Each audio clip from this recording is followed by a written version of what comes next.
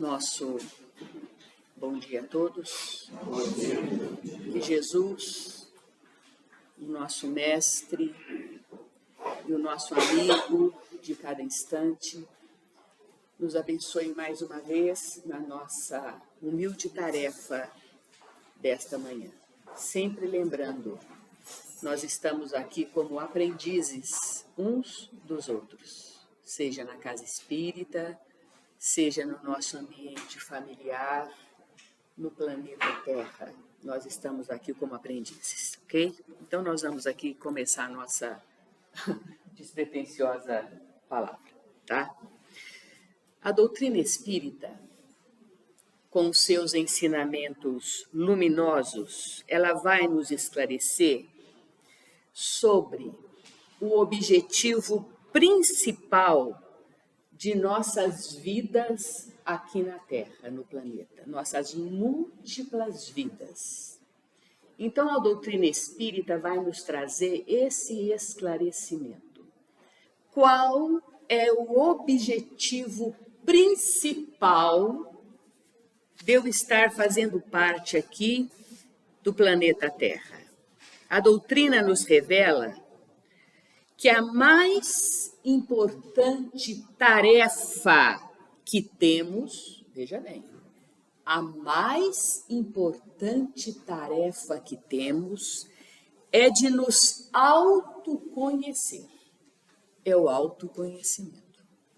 Como espíritos imortais que somos, na busca constante da nossa evolução. Este é o objetivo de virmos inúmeras vezes à Terra. A tarefa principal é o nosso autoconhecimento. Aí tem alguém que está pensando assim, mas a minha tarefa principal é ser pai, é ser mãe, é ser filho, é ser um profissional. Sim, isso aí são instrumentos que o Pai nos oferece para eu desenvolver esse autoconhecimento. Vamos dar o nome de material pedagógico, né? O professor age assim. Quando você quer ensinar, por exemplo, o mapa do Brasil para um aluno, lá no primário, primeira série, você não mostra só o mapa do Brasil. Você recorta o mapa, monta um quebra-cabeça, manda ele construir o quebra-cabeça e daí vai surgir um mapa. Então, trabalhando com aqueles pedacinhos, ele vai compreender os estados, capitais, tal. Então, vamos partir para a espiritualidade. É mais ou menos a mesma coisa. Para a gente alcançar esse processo de autoconhecimento como espíritos imortais, o Pai nos oferece material pedagógico. Então, dá o filho difícil, o marido maravilhoso, o nosso trabalho. Vocês estão entendendo? Então, tudo é material pedagógico para a gente desenvolver esse processo de saber quem eu sou. Muito bem. Lembramos que esse propósito que o Espiritismo nos revela, porque nós estamos dentro da doutrina e temos conhecimento disso, não é novo. O autoconhecimento, e muito menos pertence à doutrina espírita. Nós somos velhos já, gente. Só que a gente é alienado. Mas esse processo da gente encontrar a nós mesmos vem de épocas atrás muito recuadas. Vamos buscar lá atrás? Vamos buscar 2.400 anos antes até de Jesus, lá atrás, antes da nossa era. 2.400 anos. E nós vamos encontrar na Grécia o berço de uma civilização extraordinária, cuja coletividade já não se encontra mais na Terra. Eram altos iniciados, dominavam os sentidos, sabiam da vida fora da matéria, eles já retornaram para os seus mundos de origem. Os gregos que estão lá hoje, é tudo igual a nós. Aqueles iniciados de 2.000, 3.000 anos atrás vieram, cumpriram a tarefa e retornaram. Muitos aprenderam com eles, mas uma parcela muito pequena. Porque o conhecimento ele chega aos poucos. Ok? Então, havia nessa civilização um templo grandioso dedicado ao deus Apolo. E no portal desse templo havia uma inscrição que todos que se achegavam daquele lugar, daquele templo, de longe já haviam escrito a seguinte frase: conhece-te a ti mesmo.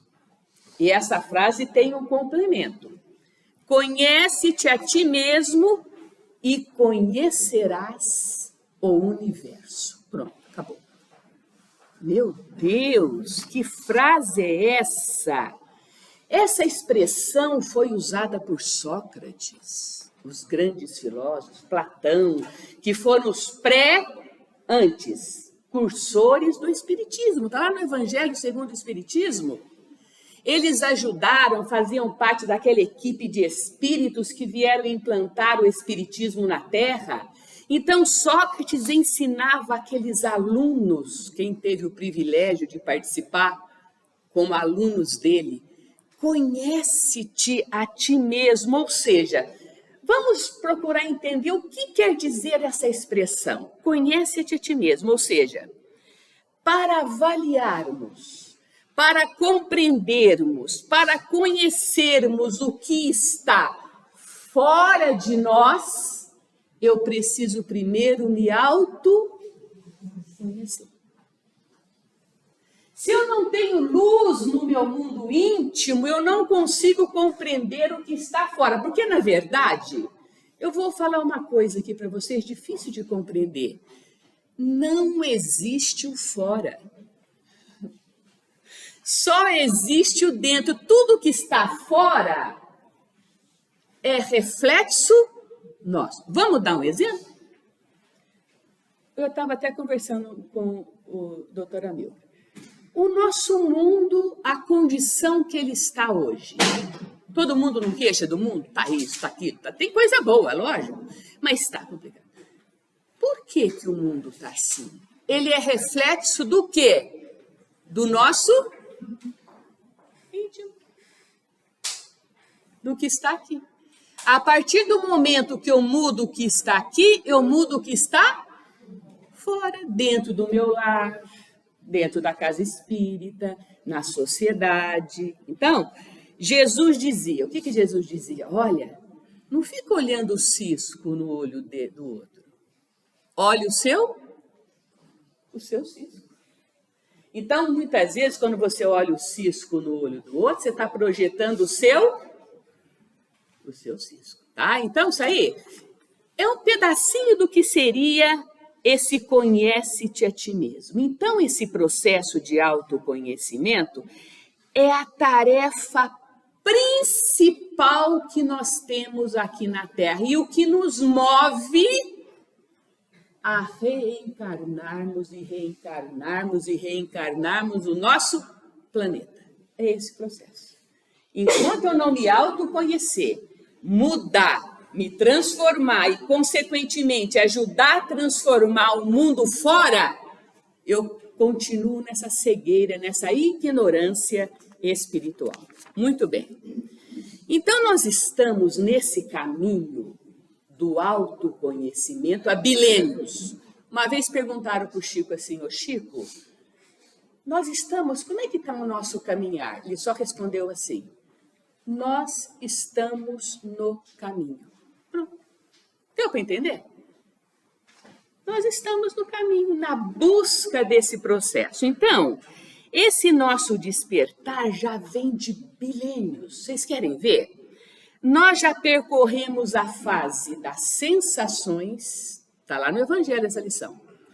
já passamos pelo instinto, chegamos à fase da razão, que é o desenvolvimento do intelecto, que está bombando o nosso intelecto, e a fase que nós estamos agora, o tempo que nós estamos hoje, é na busca do nosso despertar espiritual. Quem eu sou em essência?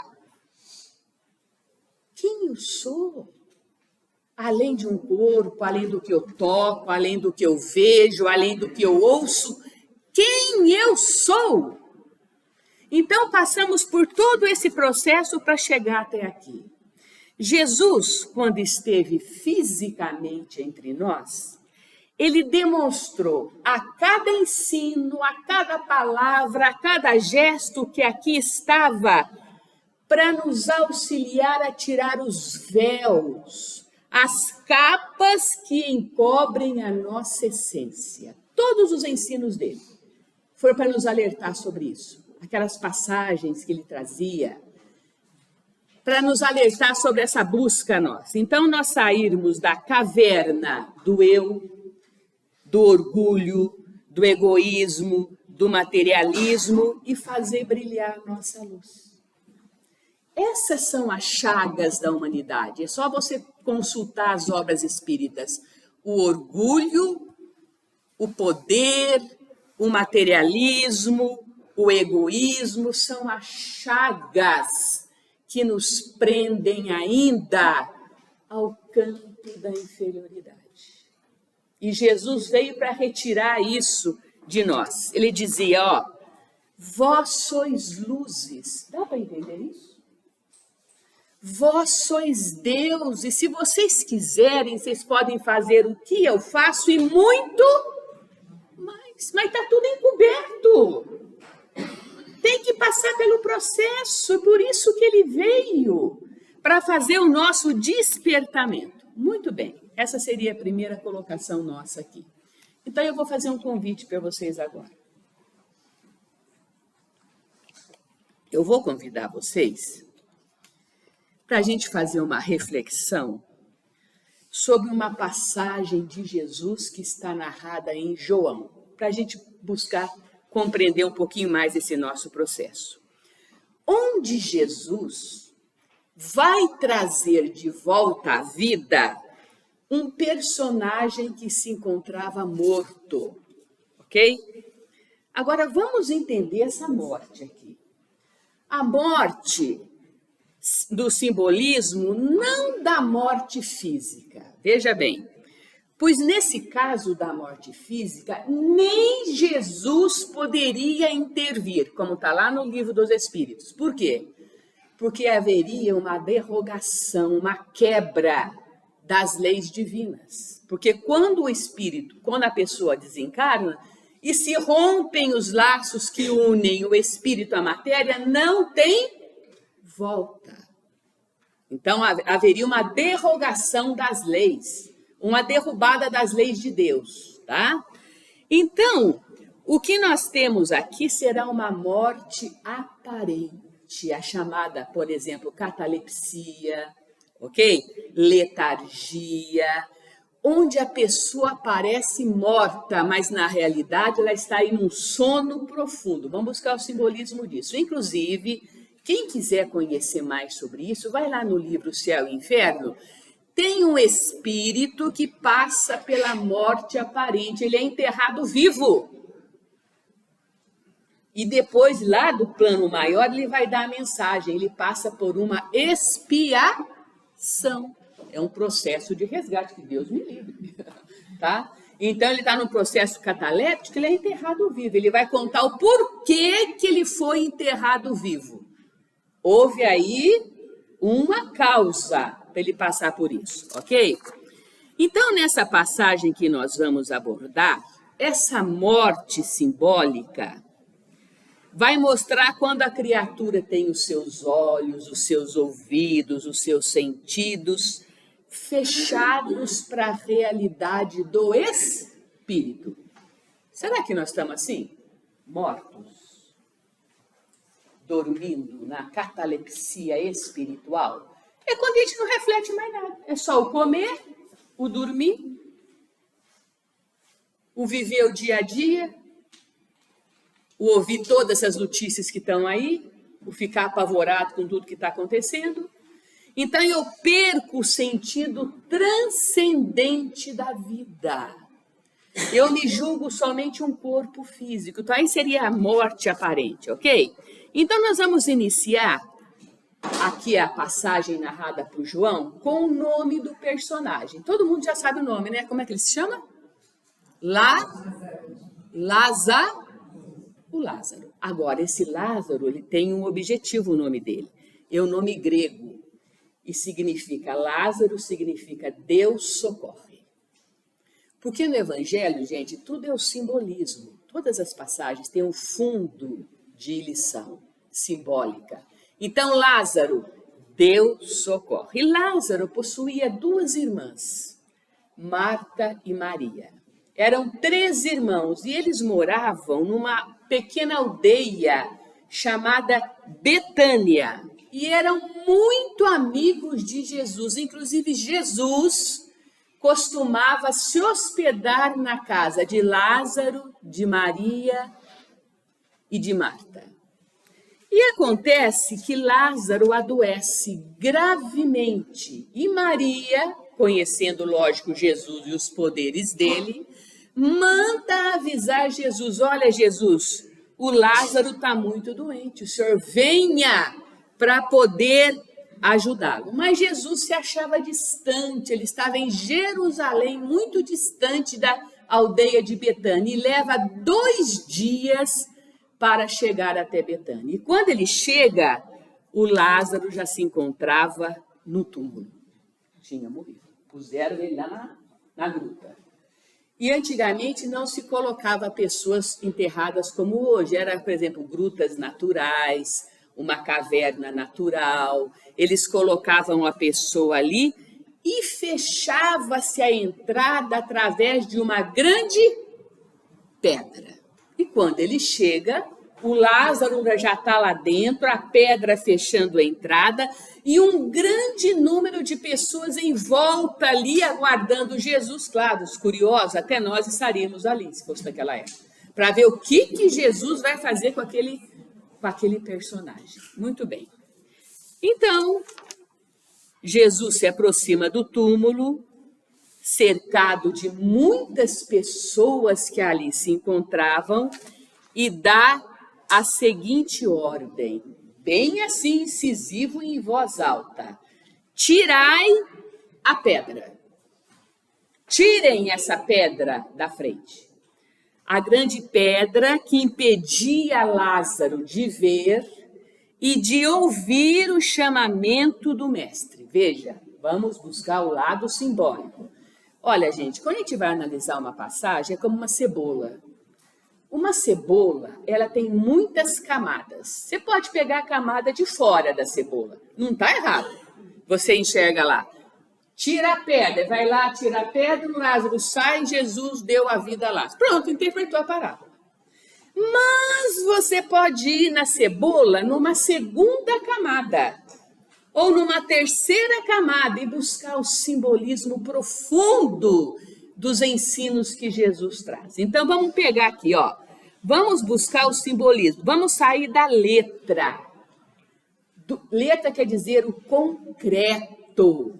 Vamos sair e vamos adentrar um pouquinho aqui o sentido mais profundo dessa passagem. Eu vou colocar aqui, sabe porque tem vários itens, para mim fica melhor para comentar para vocês. Tirai a pedra. Quer? A pedra na frente daquela gruta que impedia Lázaro de perceber o chamamento de Jesus. Quantos de nós temos no caminho pedras e obstáculos que nos impedem, né? Que simbolizam nossa acomodação, a nossa má vontade, que nos impedem de ouvir o chamado de Jesus, o nosso despertar. Quantos de nós temos pedras? Aquelas pedras que nos impedem e simbolizam, então, que nós dormimos muitas vezes, como Lázaro lá no fundo. E nós, por exemplo, dormimos para a tarefa com a mediunidade, né? Nós não percebemos a nossa tarefa na casa espírita, não valorizamos. Ou senão a gente não busca o estudo, nós ficamos parados com a nossa renovação, com os valores espirituais que nós precisamos adquirir. Essas são as pedras que nos impedem de ver. No simbolismo de Lázaro, ali no fundo, no escuro, e ele não conseguia ouvir o que Jesus falava. Tirem a pedra. E vamos ver o que aconteceu? Vamos ver qual foi a atitude que eles tiveram. Lázaro dormindo no fundo da gruta, ele não tinha os sentidos despertos para os chamados necessidades da alma, né? Então Jesus vai pedir a cooperação de amigos e familiares. Ele não conseguia sair sozinho lá de dentro. Então Jesus fala, tirem, ou seja, mãos fraternas arrastam a pedra e a gruta é aberta. Aquelas pessoas que estavam em volta é que vão arrastar a pedra. Qual que é o simbolismo disso? Quando nós estamos adormecidos para os objetivos superiores da vida, nós precisamos, muitas vezes, do apoio do outro.